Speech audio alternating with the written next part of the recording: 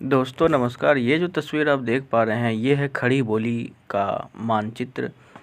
जहाँ पे खड़ी बोली बोली जाती है उसका उस क्षेत्र का यह मानचित्र है। और यदि मैं कहाँ कहाँ पे बोली जाती है तो यह उत्तर प्रदेश में बोली जाती है। और इसमें कितने ज़िले आते हैं तो मैं आपको बता दूं कि इसमें सहारनपुर, शामली, मुजफ्फरनगर, बागपत, गाज़ियाबाद, गौतम बुद्ध नगर जिसे नोएडा के नाम से जाना जाता है, बुलंदशहर, हापुड़, मेरठ, बिजनौर, अमरोहा, संभल, मुरादाबाद और रामपुर, इतने जो जनपद हैं उत्तर प्रदेश में जो आते हैं, तो ये जनपदों में या ज़िलों में खड़ी बोली बोली जाती है।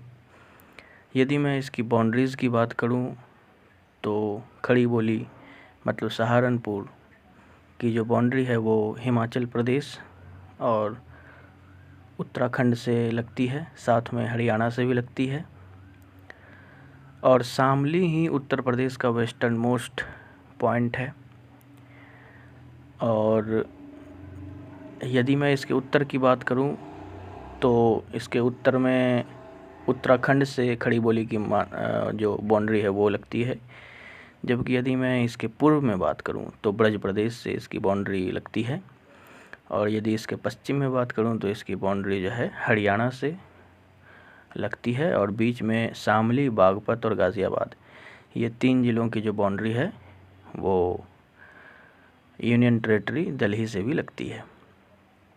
अब मैं बात करूं कि खड़ी बोली क्या है, तो खड़ी बोली जो है इसे हिंदी की सबसे क्लोजेस्ट बोली मानी जाती है, हिंदी भाषा की। तो हिंदी भाषा और खड़ी बोली जो है वो ऑलमोस्ट 99% सिमिलर है मानी जाती है। और खड़ी बोली में बहुत सारी पोइट्रीज़ हैं, बहुत सारे साहित्य भी हुए हैं। खड़ी बोली में हिंदी के साथ साथ उर्दू के भी काफ़ी अल्फाज जुड़े हुए हैं।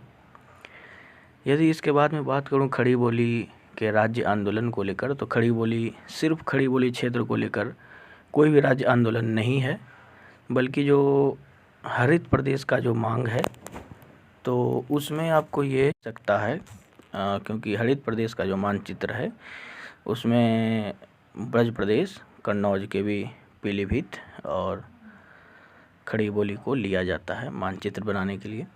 उसके बाद यदि मैं बात करूं खड़ी बोली, वर्तमान में मैंने आपको बता ही दिया कि ये उत्तर प्रदेश में आता है। इसके बाद जो मेन चीज़ जो बचती है खड़ी बोली की, तो ये है कि खड़ी बोली का सहारनपुर एक ही ऐसा ज़िला है जो कि हिमाचल प्रदेश से भी बाउंड्री को टच करता है। जबकि आप उत्तर प्रदेश और हिमाचल प्रदेश को देखें नक्शे में तो वो बिल्कुल देखने से ऐसा नहीं लगता कि उसकी बाउंड्री हिमाचल प्रदेश से भी टच करती होगी, लेकिन सहारनपुर का बाउंड्री जो है वो हिमाचल प्रदेश से भी टच करता है। उसके बाद इसमें बहुत सारे डिवीज़न भी हैं, मुरादाबाद डिवीज़न है, फिर सहारनपुर एक अलग डिवीज़न है, मेरठ डिवीज़न है। तो इसी तरीके से बहुत सारे डिवीज़न भी हैं जो कि बनाए गए हैं। और इसमें खड़ी बोली क्षेत्र में इसके अलावा यदि कोई और जानकारी देखी जाए तो वो है इसकी लोकेशन, क्योंकि मुजफ्फरनगर जो है वो sugar bowl of Uttar Pradesh बोला जाता है। और जो खड़ी बोली का जो क्षेत्र है वो एग्रीकल्चर रिच लैंड है, यहाँ पे बहुत फर्टाइल लैंड है। कछाड़ की जो मिट्टियाँ हैं वो यहाँ पर पाई जाती हैं। और ये पूरा गंगा यमुना दोआब रीजन से है, क्योंकि अब ये देख लें कि सहारनपुर और गौतम बुद्ध नगर तक जो हरियाणा की बाउंड्री है जो खड़ी बोली क्षेत्र से लगती है वो दरअसल एक यमुना ही है। यमुना नदी ही बांट देती है इन दो क्षेत्रों को। यमुना इसके आगे भी जाती हैं और फिर वो जो है आगरा होते हुए और इटावा होते हुए ये फिर इलाहाबाद में जाकर गंगा से संगम हो जाता है।